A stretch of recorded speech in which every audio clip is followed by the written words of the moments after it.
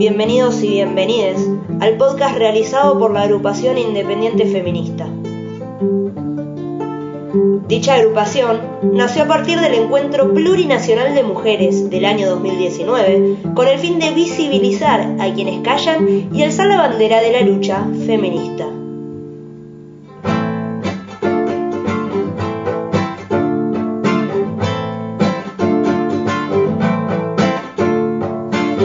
Alza la bandera que yo quiero estar con vos. Un paso al frente y de la mano ya van dos. Luchemos juntas por esta revolución. Que todo se puede si se hace por una razón, por una razón.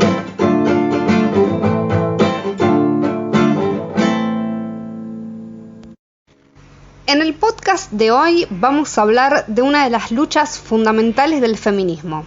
el derecho al aborto legal, seguro y gratuito. La historia del derecho a la interrupción del embarazo en Argentina comienza en 1886 con la sanción del primer Código Penal, en el cual se penalizan todos los casos de aborto sin excepción alguna. Sin embargo, con la primera reforma del Código en 1903 se establece la primera salvedad. Los casos de tentativa de interrupción del embarazo no son punibles. En el año 1921 se realiza la segunda reforma del Código y se establecen los casos en los que no se debe penar la interrupción del embarazo, cuando se practica con el fin de evitar un peligro para la vida o la salud de la mujer, cuando se interrumpe un embarazo fruto de una violación o de un atentado contra el pudor cometido sobre una mujer idiota o demente. Esta versión de 1921 es la que regía hasta la actualidad, con anterior a la sanción de la ley del aborto legal el último diciembre, y es lo que se conocía como ILE. Sin embargo, durante este tiempo se han llegado a sancionar normas incluso más restrictivas, como por ejemplo durante los gobiernos de facto de los años de 1968 y 1976, entró en vigencia el decreto 17.567, que establecía la no penalización si el peligro para la vida o la salud de la mujer es grave o en cualquier caso de violación, siempre que éste estuviera judicializado y con el consentimiento de un representante legal si la mujer fuera menor, idiota o demente, es decir, agregaba condicionantes a lo ya establecido en el Código Penal de 1921. Con el retorno de la democracia, estos cambios serían dejados sin efecto y se volvería a la redacción original del Código Penal. En el año 2003, por primera vez en un encuentro nacional de mujeres, en su edición 17 en Rosario, se realiza un taller, una asamblea y una marcha pidiendo la legalización del aborto y pensando estrategias de incidencia. Surge el pañuelo verde que identifica la lucha argentina a nivel mundial. 2 años después, el 28 de mayo del año 2005, se lanza la campaña nacional por el derecho al aborto legal, seguro y gratuito, que juntó firmas que fueron entregadas en el Congreso de la Nación en paralelo a una gran marcha con presencia de personas de todo el país con la consigna: educación sexual para decidir, anticonceptivos para no abortar y aborto legal para no morir.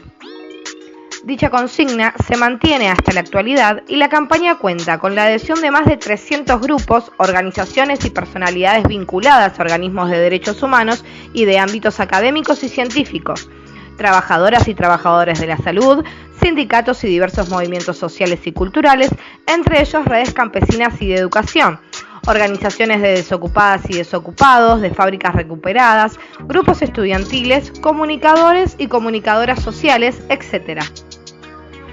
En el año 2006, la campaña elaboró el primer proyecto de ley, que tiene como premisa la necesidad de legalizar y despenalizar el aborto como una cuestión de salud pública, de justicia social y de derechos humanos de las mujeres. Dicho proyecto fue presentado en el año 2007 y 2009 en el Congreso de la Nación, pero no llegó a tomar estado parlamentario. Finalmente, en el año 2010, el proyecto de la campaña es presentado con la firma de 50 diputados y diputadas de todos los bloques, adquiriendo así el estado parlamentario y siendo presentado sucesivamente cada 2 años, tiempo en que se agota la posibilidad de tratamiento en el recinto del Congreso.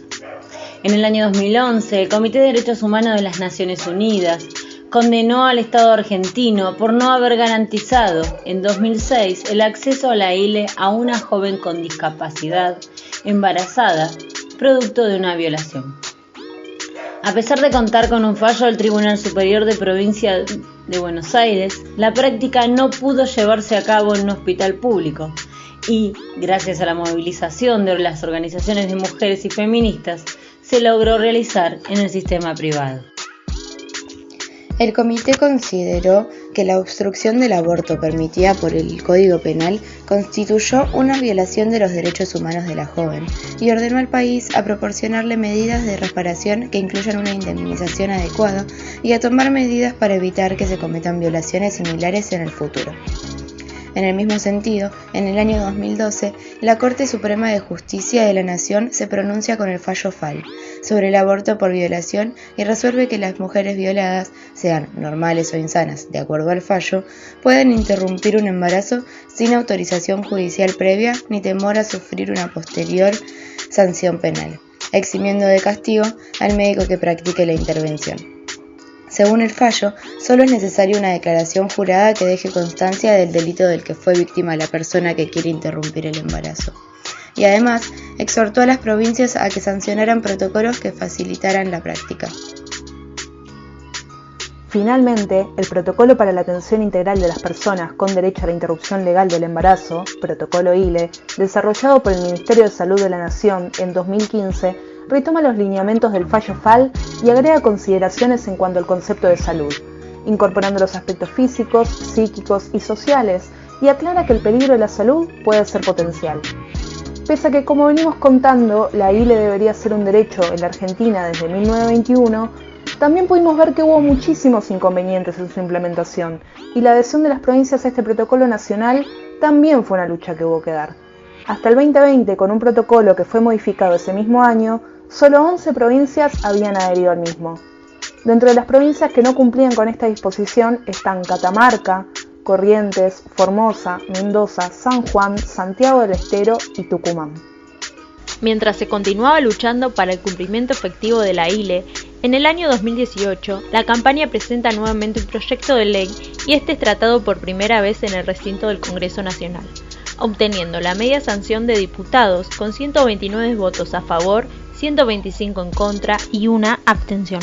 El proyecto fue rechazado por el Senado, donde hubo 38 votos negativos, 31 positivos, 2 abstenciones y una ausencia. Este paso histórico fue acompañado con una multitudinaria vigilia en las afueras del Congreso, esperando la aprobación de la ley. Finalmente, luego de haber prometido durante su campaña electoral que presentaría un nuevo proyecto de IVE al Congreso, el presidente Alberto Fernández envía el 17 de noviembre pasado el proyecto de ley de interrupción voluntaria del embarazo. Lo hace junto a otra iniciativa, la Ley de Atención y Cuidado Integral de la Salud durante el embarazo y la primera infancia, conocida como la Ley de los 1000 días. Esa última apunta a bajar la mortalidad, malnutrición y desnutrición, además de prevenir la violencia y proteger los vínculos tempranos. Ambos proyectos obtuvieron la media sanción en diputados el 11 de diciembre y finalmente se convirtieron en ley luego de que el Senado los aprobara con 38 votos a favor, 29 en contra y una abstención. La ley fue publicada en el Boletín Oficial el 15 de enero de 2021 y comenzó a regir de manera efectiva a partir del 24 de dicho mes. De esta manera, Argentina se suma junto con Uruguay, Cuba, Guyana Francesa y Puerto Rico a los países con aborto legal dentro de América Latina. Actualmente, los países latinoamericanos que no cuentan con accesión a un aborto legal, seguro y gratuito sin ninguna excepción son El Salvador, Honduras, Nicaragua y República Dominicana. Mientras que países como Paraguay, Venezuela, Guatemala, Perú y Costa Rica contemplan las legislaciones más restrictivas y solo despenalizan el aborto en caso de que la vida o la salud de las personas gestantes corra peligro. Países como Colombia y Brasil suman a estas causales en sus códigos penales las variables de violación o inviabilidad del feto. En el caso de Bolivia se agrega la causal de incesto y en Belice los factores socioeconómicos. En Ecuador, por su parte, el aborto está permitido en base a 3 causales: amenaza a la vida o la salud de la mujer, inviabilidad del feto y violación de la mujer con discapacidad mental. En México, depende de cada estado. Cada una de sus entidades federativas dispone su propia legislación en esta materia y las restricciones varían según el estado.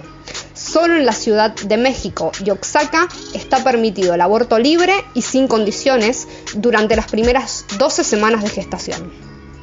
En Chile, por el momento, el aborto solo está permitido en caso de riesgo de vida de la persona gestante, inviabilidad del feto o en casos de violación, aunque actualmente se encuentra en debate su despenalización. ¿Qué dice específicamente la Ley de Interrupción del Embarazo en la Argentina? ¿Qué derechos reconoce?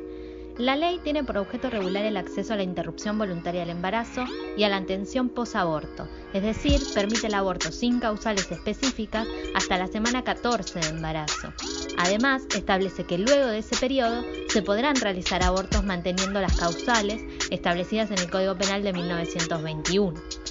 Es decir, si el embarazo fuera resultado de una violación, con el requerimiento y la declaración jurada pertinente de la persona gestante ante el personal de salud interviniente. En los casos de niñas menores de 13 años de edad, la declaración jurada no será requerida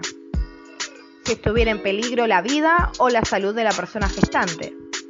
Por otra parte, el artículo 5 establece un plazo máximo de 10 días para llevar adelante el procedimiento y ordena garantizar las siguientes condiciones mínimas y derecho en la atención del aborto y post-aborto: trato digno, privacidad, confidencialidad, autonomía de la voluntad, acceso a la información y calidad de atención. En cuanto a la cobertura, el artículo 12 de la ley dice que las intervenciones deben ser cubiertas por todos los sectores del sistema de salud, tales como el sistema público, las obras sociales, las empresas de medicina prepagas y todos aquellos agentes y organizaciones que brindan servicios médico-asistenciales a las personas afiliadas o beneficiarias, independientemente de la figura jurídica que posean. Se incorporan al PMO, Programa Médico Obligatorio, la cobertura integral y gratuita de la interrupción voluntaria del embarazo prevista en la presente ley en todas las formas que la Organización Mundial de la Salud recomienda. Es decir, que ahora se pueden solicitar abortos en centros de atención primaria de la salud y en hospitales públicos y privados de todo el país, y las obras sociales y prepagas deben cubrirlo de manera gratuita. En cuanto a las personas menores de edad que requieran una interrupción del embarazo, la ley establece que las personas mayores de 16 años de edad tienen plena capacidad por sí para prestar su consentimiento, mientras que las menores de 16 se rigen por el Código Civil y Comercial de la Nación, el que dispone que se presume que el adolescente entre 13 y 16 años tiene aptitud para decidir por sí respecto de aquellos tratamientos que no resultan invasivos ni comprometen su estado de salud o provocan un riesgo grave en su vida o integridad física. Si se trata de tratamientos invasivos que comprometen su estado de salud o está en riesgo la integridad o la vida, el adolescente debe prestar su consentimiento con la asistencia de sus progenitores. Con respecto a la objeción de conciencia, que fue uno de los puntos más discutidos durante el debate, la ley dispone en sus artículos 10 y 11 una serie de pautas, derechos y obligaciones a cumplir en estos casos.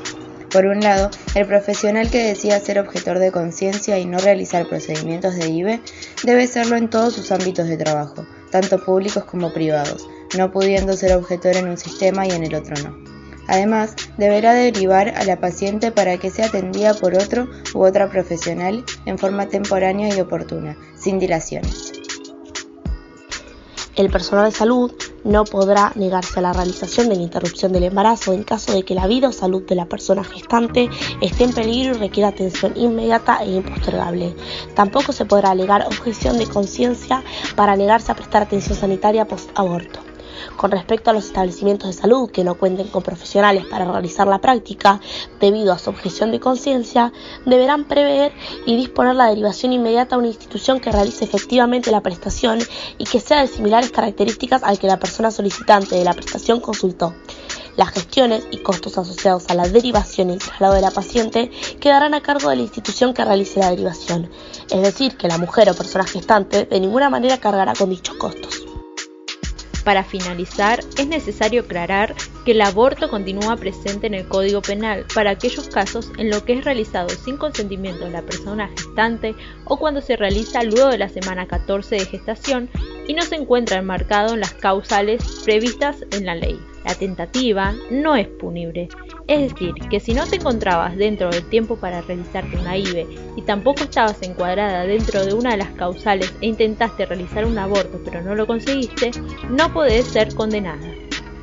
Además, se agregó el artículo 85 bis que pena con 3 meses a 1 año de inhabilitación especial al funcionario, la autoridad del establecimiento de salud, profesional, efector o personal de salud que dilatare injustificadamente, obstaculizare o negare a realizar un aborto en los casos legales autorizados.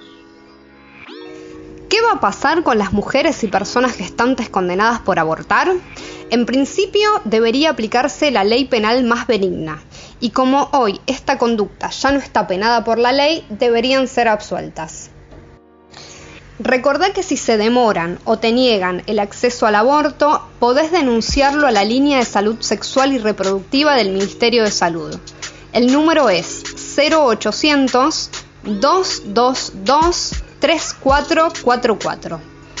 Este es un espacio de consulta tanto para la población como para los equipos de salud sobre salud sexual y salud reproductiva.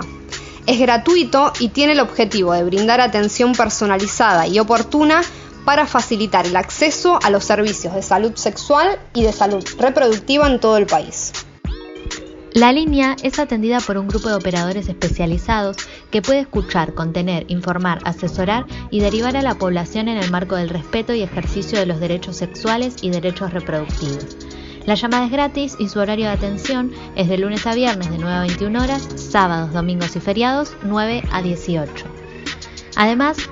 pueden brindarte información sobre métodos anticonceptivos, derechos sexuales, derechos reproductivos y marco legal vigente, obligaciones del sistema público de salud, de las obras sociales nacionales y provinciales y de las prepagas, derechos de las personas LGTBIQ, violencia sexual, violencia obstétrica, situaciones de pre y posaborto, interrupción legal del embarazo, cáncer de cuello de útero y cáncer de mama, disfunciones sexuales, sexualidad en adultos mayores y fertilización médicamente asistida. Así fue, después de décadas de lucha feminista, que podemos contar hoy en la Argentina con el acceso a un aborto legal, seguro y gratuito. En un país donde, según números de la campaña, al menos unas 500.000 personas gestantes por año recurrían a un aborto clandestino, lo que demuestra que la penalización no impedía su práctica.